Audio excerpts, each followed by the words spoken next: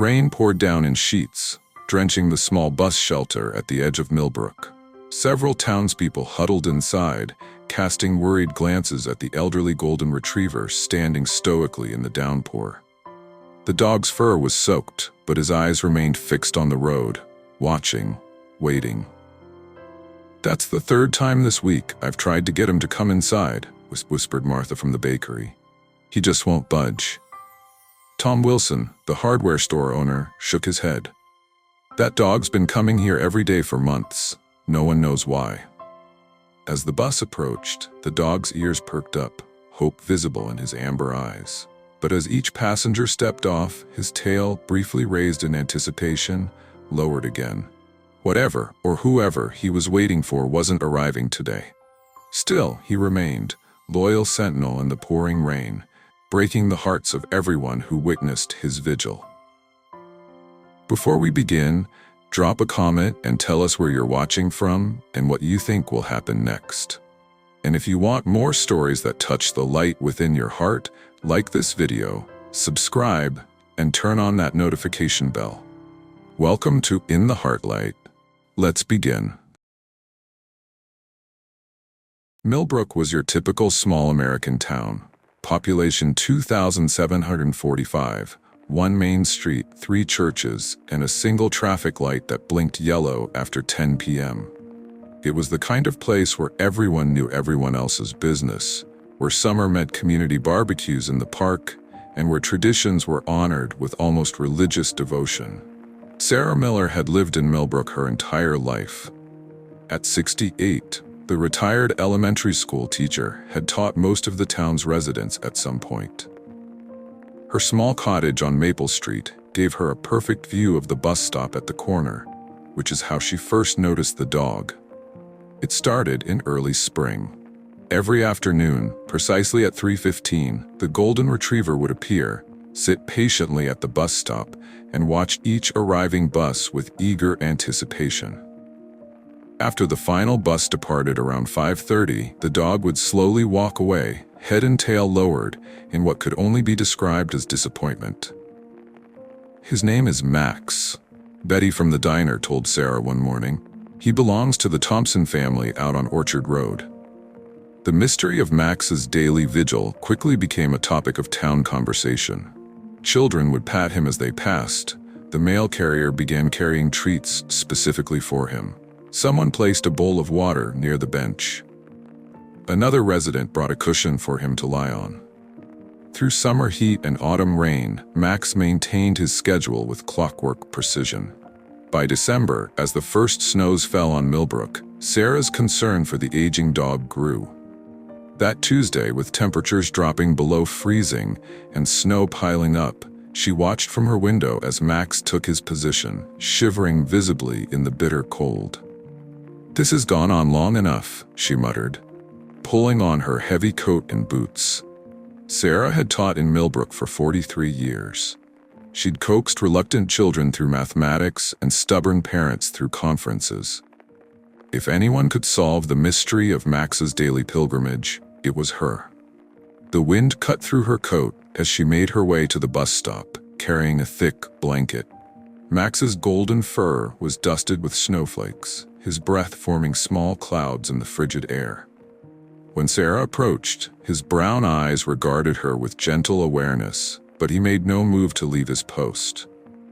"It's too cold for you out here, old fellow," Sarah said, kneeling despite her arthritic knees to wrap the blanket around him. Max accepted the gesture, but remained firmly seated, his gaze returning to the road. Sarah noticed how his once robust frame had thinned, how gray had crept into the fur around his muzzle. "You're waiting for someone special, aren't you?" she whispered. As if in answer, the bus rumbled into view. Max's ears perked up, his posture straightening with anticipation. Sarah watched as his hopeful gaze fixed on each descending passenger, only to dim with each unfamiliar face. When the last passenger had departed and the bus pulled away, Max's entire body seemed to deflate with disappointment. The sight broke Sarah's heart. Whatever force drove this loyal animal to maintain his vigil transcended simple pet behavior. This was devotion in its purest form, and Sarah was determined to understand it. The Thompson house sat on 2 acres at the edge of town, a modest farmhouse with peeling white paint and a wraparound porch. Sarah had known the property her entire life. She'd taught both Ellen Thompson and, decades earlier, Ellen's husband Robert in her 3rd grade class. "It's too cold for you out here, old fellow," Sarah said, kneeling despite her arthritic knees to wrap the blanket around him. Max accepted the gesture but remained firmly seated, his gaze returning to the road. Sarah noticed how his once robust frame had thinned, how gray had crept into the fur around his muzzle. "You're waiting for someone special, aren't you?" she whispered. As if in answer, the bus rumbled into view. Max's ears perked up, his posture straightening with anticipation. Sarah watched as his hopeful gaze fixed on each descending passenger, only to dim with each unfamiliar face. When the last passenger had departed and the bus pulled away, Max's entire body seemed to deflate with disappointment. The sight broke Sarah's heart. Whatever force drove this loyal animal to maintain his vigil transcended simple pet behavior. This was devotion in its purest form, and Sarah was determined to understand it. The Thompson house sat on 2 acres at the edge of town, a modest farmhouse with peeling white paint and a wraparound porch. Sarah had known the property her entire life. She'd taught both Ellen Thompson and, decades earlier, Ellen's husband Robert in her 3rd grade class. Max followed her up the driveway, seeming to understand her intentions. When Ellen Thompson opened the door, surprise registered on her tired face. "Mrs. Miller, is everything all right?" Sarah gestured to Max, who had settled on the porch as if to say his job for the day was complete. "I believe this fellow belongs to you." Ellen's eyes darted to the dog, then back to Sarah. "Yes, he's ours. Did he cause any trouble?" "Not at all, but I've been watching him wait at the bus stop every day for months, in rain, shine, and now snow. I wanted to make sure everything was okay." Ellen's expression clouded. "You'd better come in. It's too cold to talk out here." The interior of the Thompson home was neat but sparse, with faded furniture that had seen better days. Family photos lined the mantel, most featuring a young man in various stages of life, playing Little League, graduating high school, and finally, standing proud in a military uniform. "That's my son, Michael," Ellen said, noticing Sarah's gaze. "He's been gone a while now." Sarah accepted the offered cup of tea, waiting patiently as Ellen seemed to gather her thoughts. "Robert, my husband, passed away 6 months ago. Heart attack. It was sudden." Ellen's voice wavered slightly. "Since then, Max has been different. He disappears every afternoon. I suspected he was going to the bus stop, but I didn't know he was making such a spectacle of himself." "Not a spectacle," Sarah corrected gently. "More of a local guardian. The children love him, but I can't help wondering why the bus stop. Why every day at the same time?" Ellen's eyes drifted back to the photos. "Michael left on the 3:15 bus, years ago now. Your son is in the military?" "Marines. He enlisted right after high school. Robert was so proud." Ellen trailed off, then seemed to catch herself. Max was Michael's dog, really, his 13th birthday present. Those two were inseparable until Michael left. Sarah noticed what Ellen wasn't saying.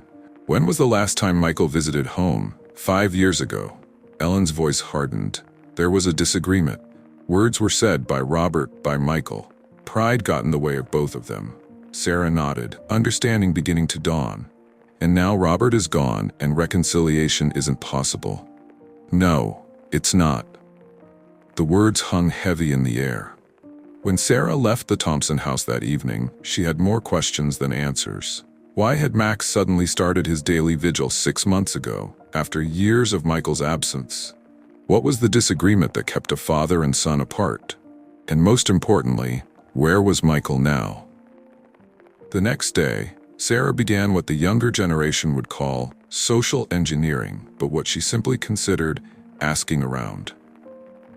Her first stop was the town hall, where records confirmed that Michael Thompson had indeed enlisted in the Marines 8 years earlier. Next, she visited Bill Henderson, who ran the local VFW. "Michael Thompson?" Bill rubbed his chin thoughtfully. Good kid? Quiet? Did 2 tours in Afghanistan. I heard he got hit pretty bad in his second deployment. IED, I think. Do you know where he is now? Last I heard, he was having a rough time. PTSD, physical injuries. Some of the boys who come through here mentioned seeing him at a VA center, but that was a couple years back. Armed with this information, Sarah expanded her investigation. She spoke with former classmates of Michael's, neighbors of the Thompsons, and anyone who might have information. Gradually, the story emerged. Michael Thompson had been wounded in his second deployment, severely enough to end his military career. The once athletic young man had returned stateside with a shattered leg, partial hearing loss, and the invisible wounds of combat trauma. He'd struggled to adjust, refused most help, and eventually had a falling out with his father over his unwillingness to get his life together. The argument had been explosive, ending with Michael walking out and Robert declaring his son no longer welcome until he straightened himself out. Ellen had been caught in the middle, heartbroken but unable to reconcile the 2 stubborn men in her life. What no one could tell Sarah was why Max had suddenly begun his bus stop vigil, exactly 6 months ago, precisely when Robert Thompson died. When Sarah shared her findings with a few trusted friends, word began to spread. Millbrook was, after all, a small town. Soon, the story of Michael Thompson and his faithful dog Max touched the hearts of the entire community. Veterans at the VFW made calls to contacts at various VA centers. The mayor reached out to congressmen who might help locate a wounded Marine. The local newspaper ran a story about Max's daily wait, spreading the search even further. The town's collective efforts to find Michael transformed Millbrook in unexpected ways. Old rivalries were set aside, busy schedules rearranged, and resources pooled toward a common goal. Frank Wilson, who'd hardly spoken to his neighbor in 5 years over a property line dispute, now worked alongside him at the VFW, combing through military records. The high school principal organized students to create welcome home banners for a Marine they'd never met. Pastor Davis from First Baptist and Father O'Malley from St. Mary's held a joint prayer service for Michael's safe return. "I've never seen anything like it," Martha from the bakery remarked to Sarah one morning. "It's like Max has reminded us what community really means." Max himself became something of a local celebrity. Children would stop by the bus stop after school to tell him about their day. Seniors from the retirement community took turns bringing him treats. The local veterinarian, Dr. Abernathy, began making house calls to the Thompson residents, refusing payment for Max's checkups. "That dog deserves the best care we can give him," he told Ellen. "What he's doing, it's more than just animal behavior. It's teaching this town about loyalty." With each passing week, Sarah learned more about the Thompson family history. Old neighbors recalled how Robert had been a stern but loving father, a man of few words whose approval Michael had always sought. Former classmates remembered Michael as quiet but determined, joining the Marines, not just out of patriotism, but to earn his father's respect. They were so alike, Mrs. Jenkins, who'd lived next door to the Thompsons for 30 years, told Sarah. Both stubborn as mules, both holding everything inside until it exploded. That last fight between them was brewing for years. 2 men who didn't know how to tell each other they were hurting. 2 months into the search, Sarah returned to the Thompson house. Ellen seemed different, less withdrawn, a spark of something that might be hope in her eyes. "I haven't been completely honest with you," Ellen admitted, inviting Sarah inside. "About why Max goes to the bus stop, about Robert." In the living room, Ellen pulled out a worn letter from a drawer. "Robert wrote this to Michael before he died. He was too proud to send it. Too afraid of rejection, I think." The letter, in careful handwriting, was a father's apology to his son. In it, Robert acknowledged his failures, expressed his unconditional love, and pleaded for reconciliation. The final paragraph brought tears to Sarah's eyes. "I've been watching Max every day. He still sleeps on your old bed, still perks up at the sound of buses passing on the main road. His loyalty shames me, son. He's never given up on you coming home. And I realize now that I never should have either. If you're reading this, it means I found the courage to send it. Please come home. Our family isn't complete without you. He never sent it, Ellen said quietly. He had a heart attack the day after writing it. But the strange thing is, the very next day, Max started going to the bus stop. Exactly at 3:15, every single day. As if he's fulfilling Robert's last wish, Sarah whispered. Ellen nodded, tears streaming down her face. Robert always said that Max understood more than most people. I think he's doing what Robert couldn't. He's waiting for Michael to come home. As if he's fulfilling Robert's last wish? Sarah whispered. Ellen nodded, tears streaming down her face. Robert always said that Max understood more than most people. I think he's doing what Robert couldn't. He's waiting for Michael to come home. The search for Michael Thompson intensified after this revelation. It became more than just finding a missing son. It became about honoring a father's last wish, about completing an unfinished story of forgiveness. 3 months later, Sarah's phone rang late one evening. It was Bill from the VFW, his voice unusually animated. We found him, Sarah. We found Michael. He's been at the VA Medical Center in Cincinnati all this time. According to Bill, Michael had been part of an intensive therapy program for veterans with both physical and psychological trauma. He'd made progress, but had been too ashamed to contact his family, believing his father's rejection was final and deserved. The social worker there told him about Max. Bill continued. About the dog waiting at the bus stop every day since his father died. It broke something loose in him, Sarah. He cried for the first time since his injury, she said. Is he coming home? Sarah asked, hardly daring to hope. Bus arrives tomorrow, 3:15. Sarah's hand trembled as she set down the phone.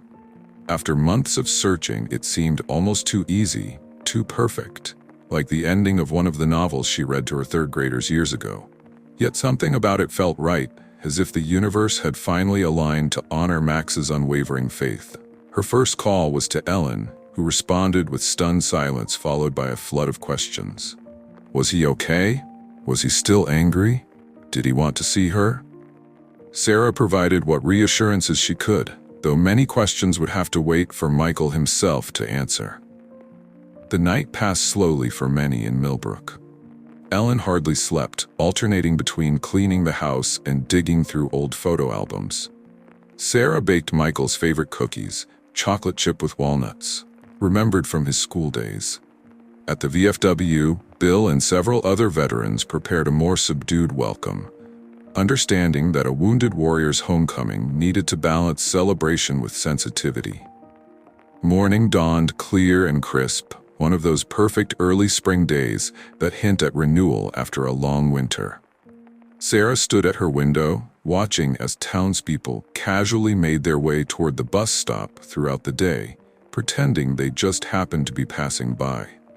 By noon, the Thompson house was filled with casseroles, pies, and flowers brought by neighbors who'd hardly spoken to Ellen during her years of isolated grief.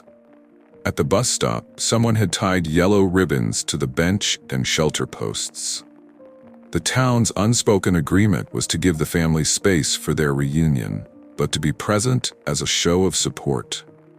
Their collective recognition of the moment's significance reflected a depth of community that had been dormant in Millbrook for too long. The news spread through Millbrook like wildfire. By 2:30 the following afternoon, a crowd had gathered at the bus stop, standing at a respectful distance, but present to witness what they hoped would be the end of Max's long vigil. Sarah's hand trembled as she set down the phone.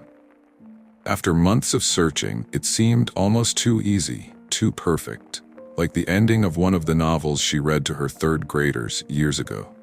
Yet something about it felt right, as if the universe had finally aligned to honor Max's unwavering faith.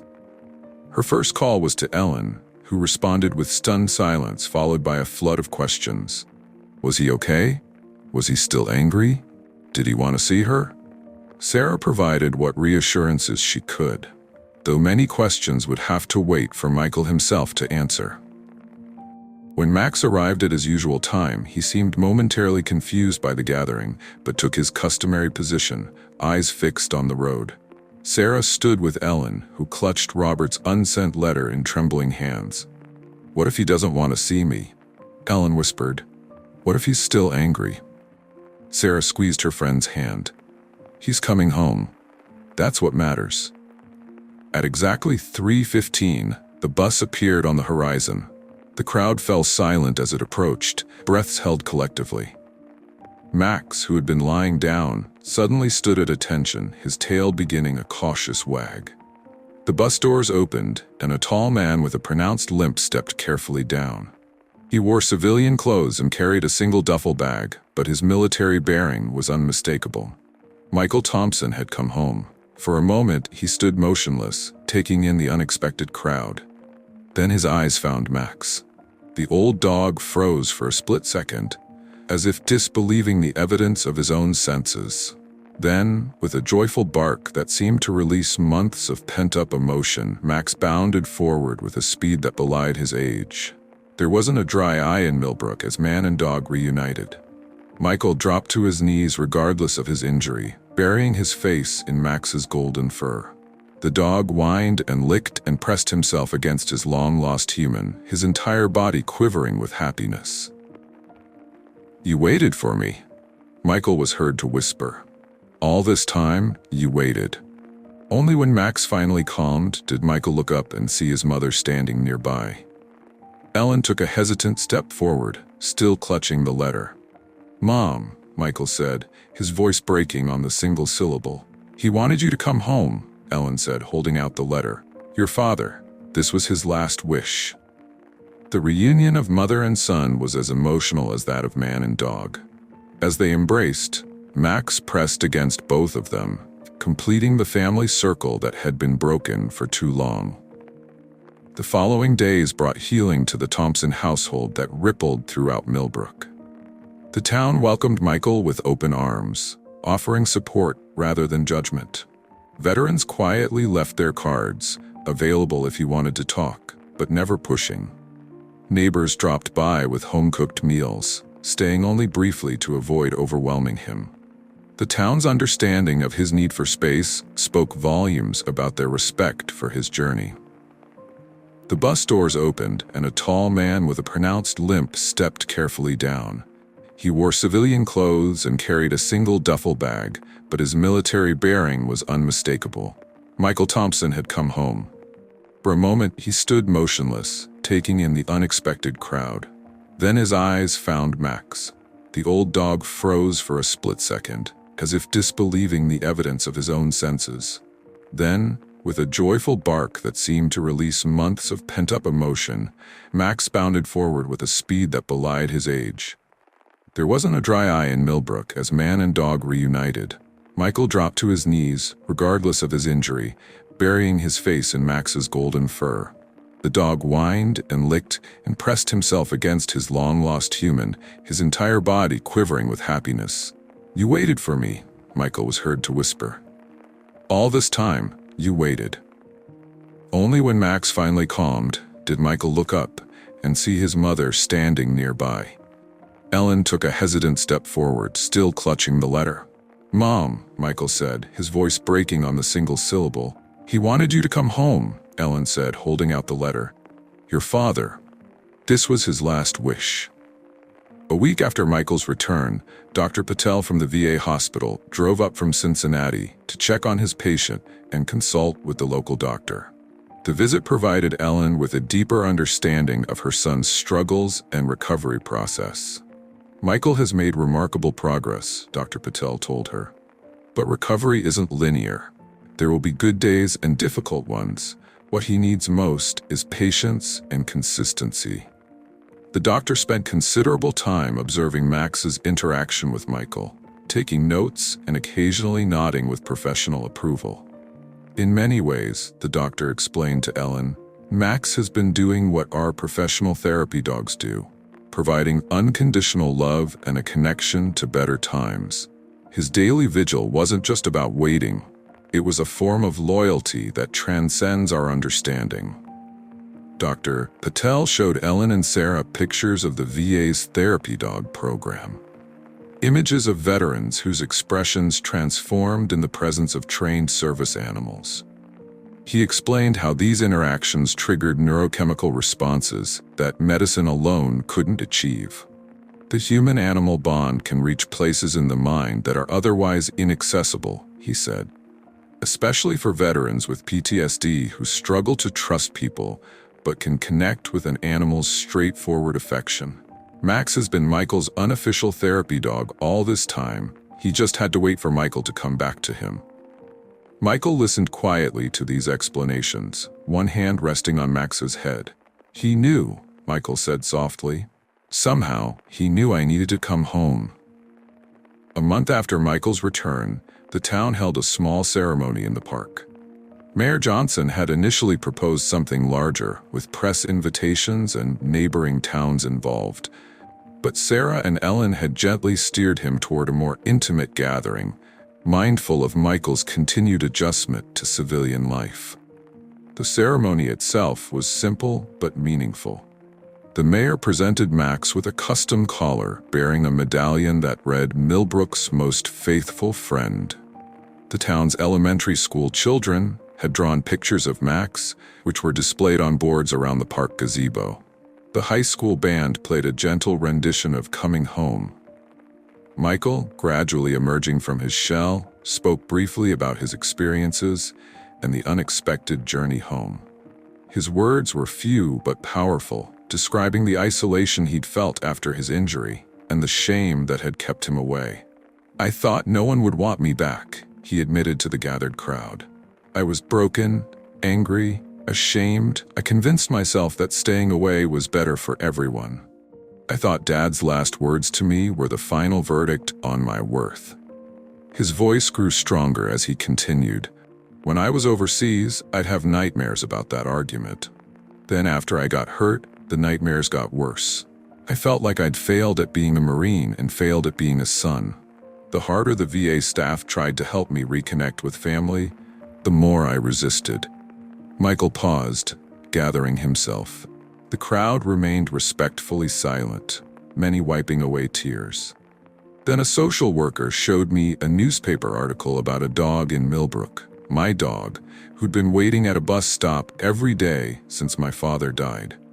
She told me what you all already know, that Max never missed a day, through rain, snow, and everything in between. Michael knelt beside Max, who looked up at him with complete devotion. "This dog remembered something I'd forgotten. That love doesn't keep score, doesn't hold grudges. Max never gave up, and because of him I found my way back to the most important thing, family." As he stood, Michael's gaze found his mother in the crowd, then Sarah, then Bill from the VFW. "And I found that family isn't just who you're related to. It's the people who wait for you, who look for you when you're lost, who make sure you know the way home is always open." By summer, things had settled into a new normal. The Thompson house received a fresh coat of paint, the bright white a stark contrast to the peeling gray Sarah had first encountered. Ellen's flower garden, neglected since Robert's death, bloomed again with vibrant colors. Most significant was the transformation inside the home, where grief and silence had given way to healing conversations and occasional laughter. Michael's recovery continued, both physically and emotionally. His limp would always remain a permanent reminder of his sacrifice, but his spirit had regained its resilience.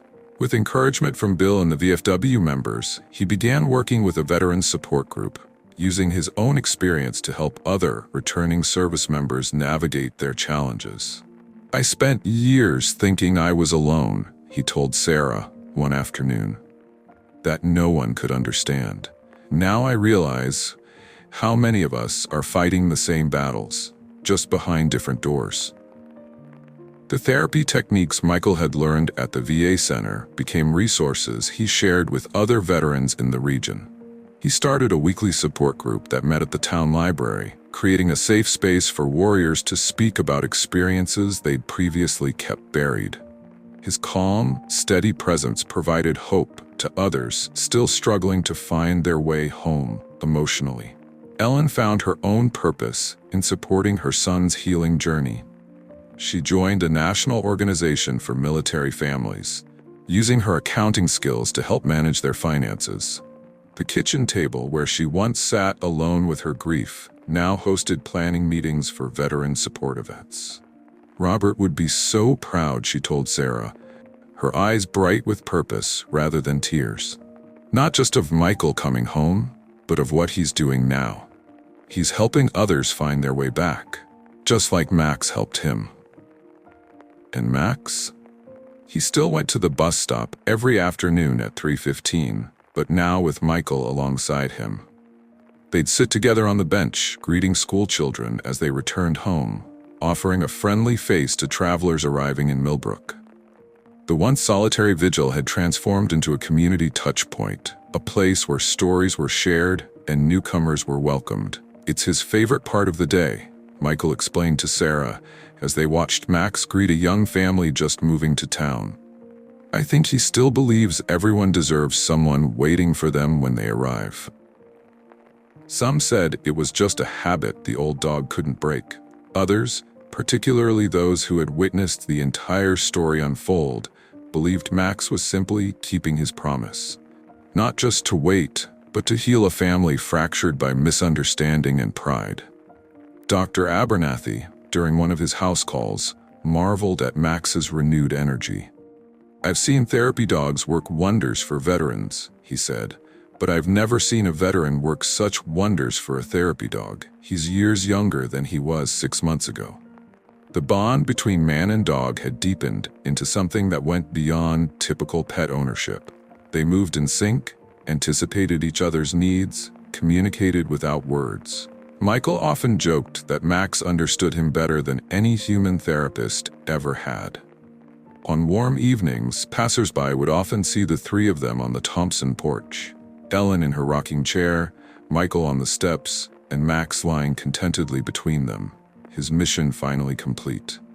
In a world that often seems bent on division, Max's simple act of faithfulness had reminded an entire town about what truly matters, that love persists beyond words, beyond disagreements, beyond time itself, and that sometimes the purest wisdom comes from those who never speak at all, but simply wait, with unshakable faith, for loved ones to find their way home.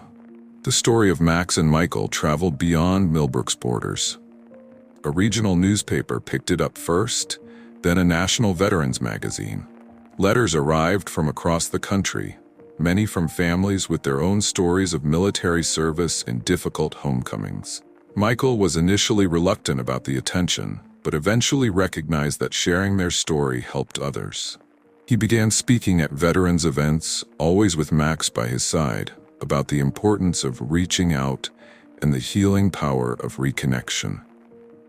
Ellen established a small foundation in Robert's name, providing transportation assistance for families visiting wounded veterans in VA facilities. No one should face recovery alone, she would say. And no family should miss the chance to heal together because of distance or cost. Sarah Miller, whose curiosity and persistence had set everything in motion, found herself becoming the unofficial town historian, documenting not just Max's story, but others that reflected Millbrook's character and heart. At 70, she began writing her first book, Waiting at the Bus Stop, Stories of Faith, Hope, and Homecoming. As for Max, the years had caught up with him by the time Michael had been home for 2 years. His muzzle was now completely white, his steps slower, but his eyes remained bright and alert. The veterinarian wasn't surprised when arthritis made the daily walks to the bus stop more difficult. But he was touched when Michael began carrying the aging dog to their bench each afternoon. Some routines are sacred, Michael explained simply. On Max's final day, the entire town seemed to sense the significance of the moment. The old dog had served his purpose with a devotion few humans could match. He had waited faithfully, had brought a lost son home, had healed a family's wounds, and had reminded an entire community of what it meant to love without condition or reservation. When he passed peacefully on the Thompson porch, his head in Michael's lap and Ellen's gentle hand stroking his fur, it wasn't just the Thompson family who mourned. Millbrook had lost a silent hero, a four-legged teacher who had shown them all how to live with purpose and die with dignity. The town council voted unanimously to place a small bronze statue of Max at the bus stop where he had maintained his vigil. The plaque beneath it reads simply, "For Max, who waited faithfully and taught us all to believe in homecomings." Travelers arriving in Millbrook often notice the statue and ask its meaning. The locals are always happy to share the story of the golden retriever who waited at the bus stop every day, whose loyalty ultimately brought a wounded warrior home and healed not just a family, but an entire town. And on special occasions, Veterans Day, Memorial Day, the anniversary of Michael's return, flowers appear mysteriously at the statue's base. Some say it's Ellen or Michael who places them there. Others believe it's Sarah, or perhaps the veterans from the VFW. But most Millbrook residents know the truth. The flowers come from all of them, a community's ongoing tribute to the power of unwavering faith and the reminder that sometimes the purest love is expressed not in grand gestures, but in the simple act of waiting faithfully for someone to find their way back home. Love this story? Hit that like button and subscribe to In the Heartlight for more. Don't forget to check out the video currently on your screen. You won't want to miss it. See you in the next one.